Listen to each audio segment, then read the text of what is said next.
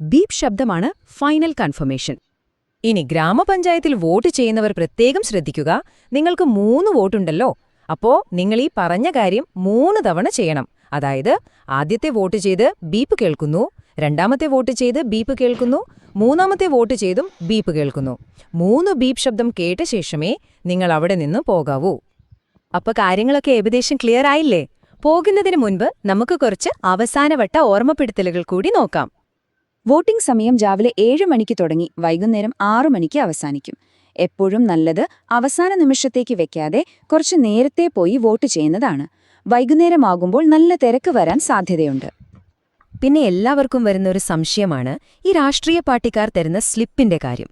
ആ സ്ലിപ്പ് കയ്യിലുണ്ടെങ്കിൽ കാര്യങ്ങൾ എളുപ്പമാണ്. കാരണം നിങ്ങളുടെ വോട്ടർ നമ്പർ, ബൂത്ത് നമ്പർ ഒക്കെ അതിലുണ്ടാവും. പക്ഷേ ഒരു കാര്യം ഓർക്കുക, ആ സ്ലിപ്പ് ഒരു ID കാർഡല്ല. വോട്ട് ചെയ്യാൻ സർക്കാർ അംഗീകൃത തിരിച്ചറിയൽ രേഖ നിർബന്ധമായും കയ്യിൽ കരുതണം. അപ്പോ ഇത്രയുള്ളൂ കാര്യങ്ങൾ. നിങ്ങളുടെ